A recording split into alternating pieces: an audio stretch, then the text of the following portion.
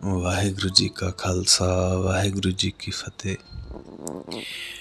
ਗੁਰੂ ਰੂਪ ਸਾਧ ਸੰਗਤ ਜੀਓ, ਅੱਜ ਦਾ ਜੋ ਵਿਸ਼ਾ ਹੈ ਉਹ ਹੈ ਕਿ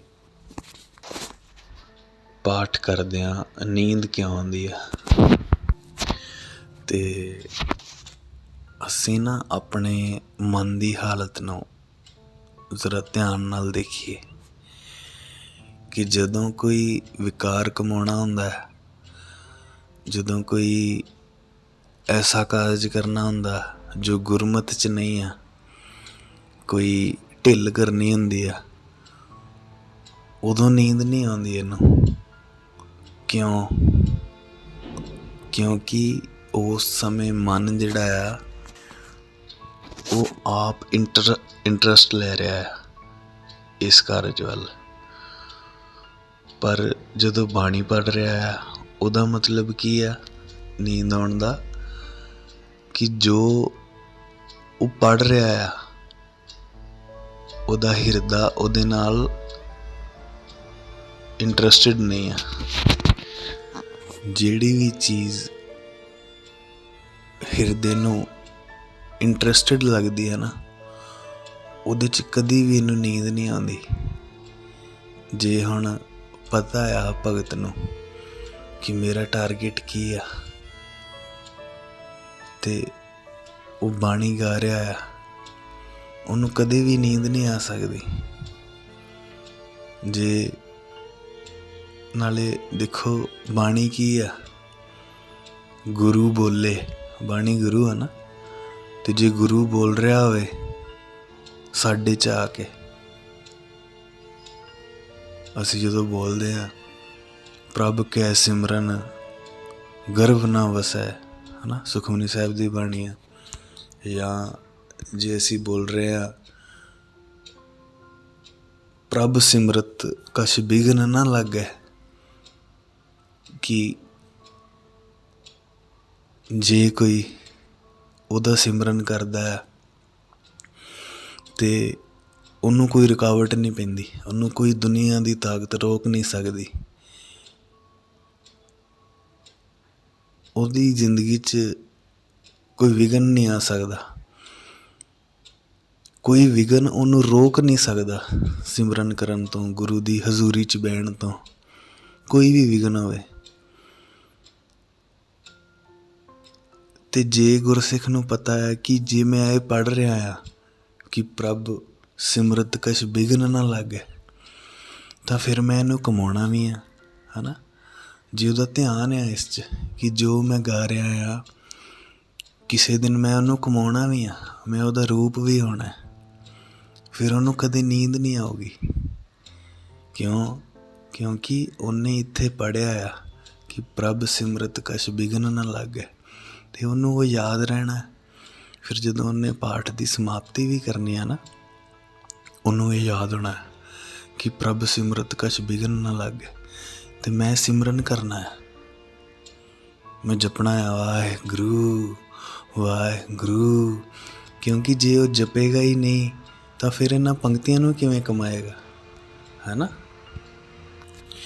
ਉਹ ਫਿਰ ਪੜ੍ਹ ਤਾਂ ਲਏਗਾ ਸਾਰੀ ਅਸ਼ਟਪਦੀ, ਜਿਹਦੇ 'ਚ ਇਹ ਲਿਖਿਆ ਹੈ ਕਿ ਵਾਹਿਗੁਰੂ ਦੇ ਸਿਮਰਨ ਨਾਲ ਇਹ ਹੁੰਦਾ, ਇਹ ਹੁੰਦਾ, ਇਹ ਮਿਲਦਾ, ਇੱਦਾਂ ਹੁੰਦਾ, ਪਰ ਉਹਨੂੰ ਕਮਾਊਗਾ ਨਹੀਂ। ਪਾਠ ਦੀ ਸਮਾਪਤੀ ਤੋਂ ਬਾਅਦ ਉਹ ਸਿਲਸਿਲਾ ਸ਼ੁਰੂ ਕਰਨਾ ਹੈ ਜੋ ਇੱਥੇ ਪੜ੍ਹਿਆ ਹੈ। ਬਾਣੀ ਤਾਂ ਹੀ ਮੋਟੀਵੇਟ ਕਰੂਗੀ ਨਾ ਜੇ ਅਸੀਂ ਸਾਰਾ ਦਿਨ ਜਪਾਂਗੇ। ਜੋ ਬਾਣੀ 'ਚ ਪੜ੍ਹ ਰਹੇ ਹਾਂ ਉਹ ਕਮਾਉਣਾ ਆ, ਫਿਰ ਇੰਟਰਸਟ ਬਣੇਗਾ, ਫਿਰ ਗਾਂ ਆਪੇ ਭੇਦ ਖੁੱਲ੍ਹਦੇ ਜਾਣੇ। ਅਤੇ ਜੇ ਅਸੀਂ ਬਾਣੀ ਨੂੰ ਜੀਵਨ ਦੇ ਵਿੱਚ ਅਪਣਾਇਆ ਨਹੀਂ, ਧਾਰਨ ਨਹੀਂ ਕੀਤਾ, ਫਿਰ ਉਹਦਾ ਇੰਟਰਸਟ ਨਹੀਂ ਬਣਨਾ ਕਦੀ, ਫਿਰ ਉਹ ਜਸਟ ਇੱਕ ਪਾਠ ਰਹਿ ਜਾਣਾ। ਹਾਲਾਂਕਿ ਇਹ ਪਾਠ ਵੀ ਜਿਹੜਾ ਇਹ ਨਹੀਂ ਹੈ ਕਿ ਇਹ ਲੇਖੇ ਨਹੀਂ ਲੱਗਣਾ, ਪਰ ਪਤਾ ਨਹੀਂ ਕਦੋਂ ਲੱਗੂਗਾ, ਕਦੋਂ ਸੁਰਤ ਖੁੱਲੂਗੀ, ਕਦੋਂ ਕਿਰਪਾ ਹੋਊਗੀ। ਪਰ ਜੇ ਤੁਸੀਂ ਇਸ ਆਸ਼ੇ ਨਾਲ ਪੜ੍ਹ ਰਹੇ ਹੋ ਕਿ ਮੈਂ ਸਿਰਫ ਇਹਨੂੰ ਪੜ੍ਹਨਾ ਨਹੀਂ, ਇਹਨੂੰ ਕਮਾਉਣਾ ਆ। ਫਿਰ ਉਹਨੇ ਉਸੇ ਸੈਕਿੰਡ ਹੀ ਤੁਹਾਡਾ ਕਾਰਜ ਰਾਸ ਕਰਨਾ ਸ਼ੁਰੂ ਕਰ ਦੇਣਾ ਬਾਣੀ ਨੇ, ਕਿਉਂਕਿ ਬਾਣੀ ਧੁਰ ਕੀ ਬਾਣੀ ਆ ਨਾ, ਇਹ ਪੂਰਨ ਆ, ਇਹ ਸਭ ਕੁਝ ਕਰ ਸਕਦੀ ਆ। ਜੇ ਹਿਰਦਾ ਇੰਟਰਸਟ ਲੈ ਕੇ ਗਾਊਗਾ ਨਾ ਤੇ ਇਹਨੂੰ ਕਮਾਉਣ ਦੀ ਕੋਸ਼ਿਸ਼ ਕਰੂਗਾ, ਸੱਚ ਜਾਣਿਓ ਕਦੀ ਨੀਂਦ ਨਹੀਂ ਆ ਸਕਦੀ। ਗੁਰੂ ਬੋਲਦਾ ਹੋਵੇ ਤੇ ਗੁਰਸਿੱਖ ਸੌਂ ਜਾਵੇ, ਕਦੀ ਹੋ ਸਕਦਾ? ਕਦੇ ਵੀ ਨਹੀਂ ਹੋ ਸਕਦਾ।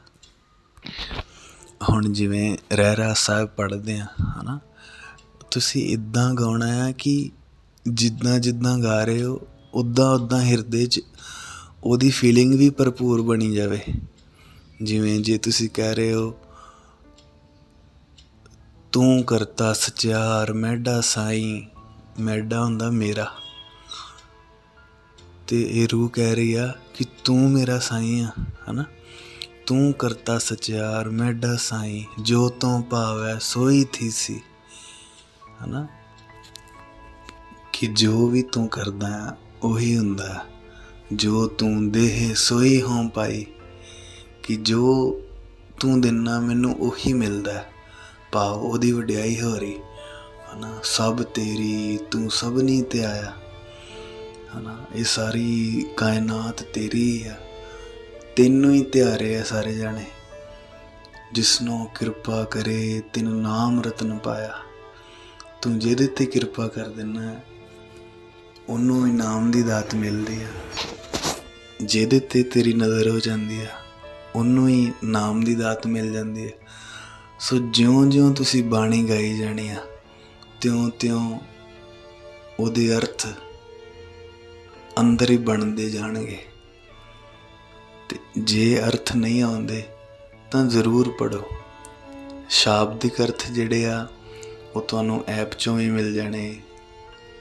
ਕਈ ਵਾਰ ਗੁਟਕਾ ਸਾਹਿਬ ਵੀ ਇਹੋ ਜਿਹੇ ਹੁੰਦੇ ਆ ਜਿੱਥੇ ਲਿਖੇ ਹੁੰਦੇ ਆ, ਜਾਂ ਐਪ ਵੀ ਬੈਸਟ ਆ ਫੋਨ ਦੇ ਵਿੱਚ ਕਿ ਉਹ ਸ਼ਾਬਦਿਕ ਅਰਥ ਤੁਹਾਨੂੰ ਮਿਲ ਜਾਣਗੇ।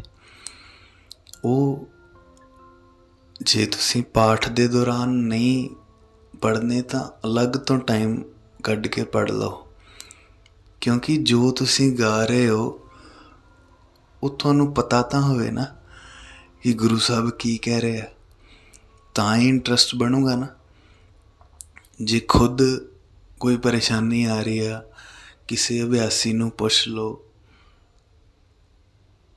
ਜਿਹੜਾ ਵੀ ਤੁਹਾਨੂੰ ਸੋਹਣਾ ਲੱਗਦਾ ਕਿ ਹਾਂ ਇੱਥੇ ਜੇ ਮੈਂ ਪੁੱਛੂੰਗਾ ਤਾਂ ਸੋਹਣੇ ਅਰਥ ਮਿਲਣਗੇ, ਹੈ ਨਾ, ਪੁੱਛ ਸਕਦੇ ਹੋ। ਪੁੱਛੋਗੇ ਤਾਂ ਗੁਰਮਤਿ ਵਿਚਾਰ ਸ਼ੁਰੂ ਹੋਏਗੀ। ਇਹ ਵੀ ਇੱਕ ਤਰ੍ਹਾਂ ਦੀ ਸੰਗਤ ਆ। ਸੋ ਚਲੋ ਸੰਗਤ ਵਾਲਾ ਕੌਨਸੈਪਟ ਵੀ ਅਲੱਗ ਤੋਂ ਵੀਡੀਓ ਬਣਾਵਾਂਗੇ। ਉਹ ਵੀ ਬਹੁਤ ਪਿਆਰਿਆਂ ਨੇ ਪੁੱਛਿਆ ਕਿ ਸੰਗਤ ਕੀ ਹੁੰਦੀ ਆ, ਉਸ ਬਾਰੇ ਵੀ ਆਵਾਂਗੇ। ਸੋ ਅਰਥ ਜੇ ਨਹੀਂ ਪਤਾ ਤਾਂ ਪੁੱਛ ਲਓ, ਪਰ ਪਤਾ ਹੋਣੇ ਬਹੁਤ ਜ਼ਰੂਰੀ ਆ। ਕਿਉਂਕਿ ਇੱਕ ਹੁੰਦਾ ਕਿ ਸਿਰਫ ਪਾਠ ਪੜ੍ਹੀ ਜਾਣਾ, ਉਹ ਗਲਤ ਨਹੀਂ ਆ, ਉਹ ਵੀ ਬਹੁਤ ਸੋਹਣਾ। ਆਪ ਬੀਤੀ ਵੀਡੀਓ ਦੇ ਵਿੱਚ ਸਾਰਾ ਗੁਰੂ ਸਾਹਿਬ ਨੇ ਕਲੀਅਰ ਕੀਤਾ ਹੈ ਨਾ, ਕਿ ਕਿੱਦਾਂ ਪਹਿਲਾਂ ਇੰਨੇ ਸਾਲਾਂ ਤੋਂ ਚੌਪਈ ਸਾਹਿਬ ਪੜ੍ਹ ਰਹੇ ਸੀਗੇ, ਪਰ ਜਦੋਂ ਉਹਨੇ ਸਮਝਾਉਣਾ ਹੁੰਦਾ ਹੈ ਨਾ 1 ਸੈਕਿੰਡ ਲਗਾਉਂਦਾ, ਤੇ ਉਹ ਪੜ੍ਹ ਰਹੇ ਸੀ ਇੰਨੇ ਸਾਲਾਂ ਤੋਂ ਤਾਂ ਹੀ ਹੋਇਆ ਨਾ। ਸੋ ਪੜ੍ਹਿਆ ਕਦੀ ਵੀ ਵਿਅਰਥ ਨਹੀਂ ਜਾਂਦਾ। ਪਰ ਇਹ ਜੋ ਘਟਨਾਵਾਂ ਵਾਪਰਦੀਆਂ, ਨੀਂਦ ਆ ਜਾਣੀ, ਇੰਟਰਸਟ ਨਾ ਰਹਿਣਾ, ਉਹ ਸਭ ਤੁਹਾਡੇ ਨਾਲ ਹੀ ਚੱਲਦਾ ਜਾਊਗਾ ਜੇ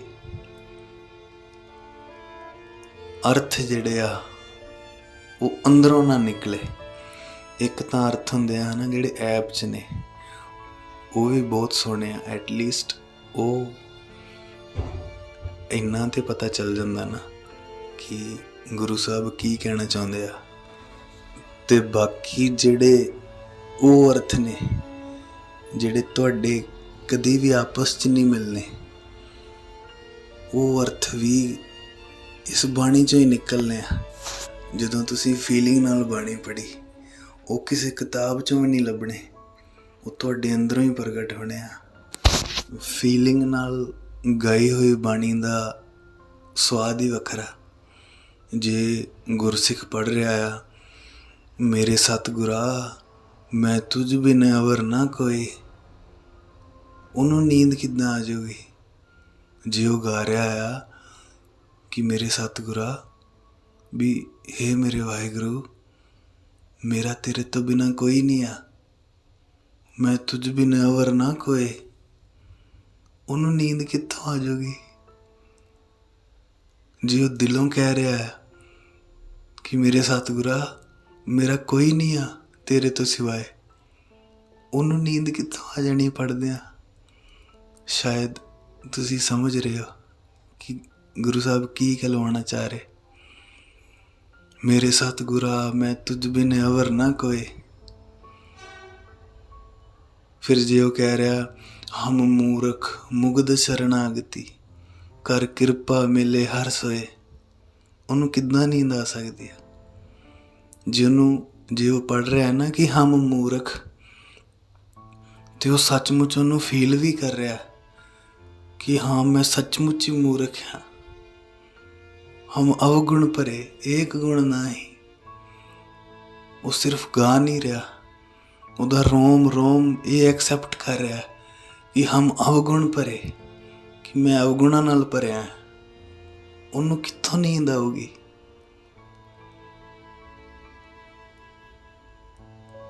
ਸੋ ਬਾਣੀ ਸਦਾ ਹੀ ਪੜ੍ਹਨ ਲਈ ਨਹੀਂ ਪੜ੍ਹਨੀ। ਬਾਣੀ ਇੱਕ ਸਾਡਾ ਕੀ ਕਿਹਾ ਜਾ ਸਕਦਾ ਹੁਣ ਇਹਦੇ ਬਾਰੇ? ਕੁਛ ਨਹੀਂ ਕਿਹਾ ਜਾ ਸਕਦਾ। ਜੇ ਉਹ ਫੀਲ ਕਰ ਰਿਹਾ ਹੈ ਨਾ ਕਿ ਹਮ ਅਵਗੁਣ ਭਰੇ, ਸੱਚ ਜਾਣਿਓ ਉਹ ਭਾਵੇਂ ਆਪਣੇ ਆਪ ਨੂੰ ਅਵਗੁਣ ਭਰਿਆ ਕਹਿ ਰਿਹਾ ਹੈ, ਪਰ ਉਸ ਸਮੇਂ ਉਹਦੇ 'ਚ ਤੇ ਬਾਣੀ 'ਚ ਕੋਈ ਫਰਕ ਨਹੀਂ ਰਹਿ ਗਿਆ, ਕਿਉਂਕਿ ਬਾਣੀ ਜੋ ਕਹਿ ਰਹੀ ਹੈ ਨਾ, ਉਹਨੂੰ ਫੀਲ ਕਰ ਰਿਹਾ, ਉਹਨੇ ਫੀਲ ਕਰ ਲਿਆ ਉਹਨੂੰ।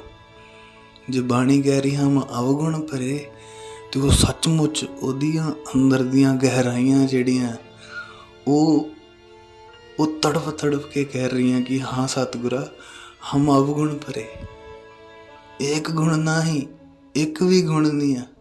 ਅੰਮ੍ਰਿਤ ਛਾੜ ਬਿਖੈ ਬਿਖ ਖਾਹੀ, ਕਿ ਤੇਰਾ ਉਹ ਅੰਮ੍ਰਿਤ ਛੱਡ ਕੇ ਜਿਸ ਅੰਮ੍ਰਿਤ ਨੇ ਕਦੀ ਮਰਨ ਨਹੀਂ ਸੀ ਦੇਣਾ, ਜਿਹਨੇ ਮਨ ਤਾਂ ਮਾਰ ਦੇਣਾ ਸੀ ਪਰ ਸਦਾ ਹੀ ਜਾਗਿਆ ਰੱਖਣਾ ਸੀਗਾ, ਸਦਾ ਹੀ ਜਗਾ ਦੇਣਾ ਸੀਗਾ, ਸਦਾ ਲਈ ਅਮਰ ਕਰ ਦੇਣਾ ਸੀਗਾ। ਅੰਮ੍ਰਿਤ ਛਾੜ ਉਹ ਮੈਂ ਛੱਡ ਦਿੱਤਾ, ਪਰ ਕੀ ਖਾਧਾ? ਬਿਖੈ ਬਿਖ ਖਾਹੀ,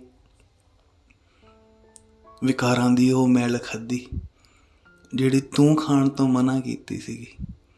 ਅੰਦਰੋਂ ਜਿਹਦੇ ਅੰਦਰ ਤੁਰ ਅੰਦਰ ਤੱਕ ਪਛਤਾਵਾ ਆ, ਉਹਨੂੰ ਕਿੱਦਾਂ ਨੀਂਦ ਆਊਗੀ ਇਹ ਪੜ੍ਹਦਿਆਂ? ਕਦੇ ਵੀ ਨਹੀਂ ਆ ਸਕਦੀ।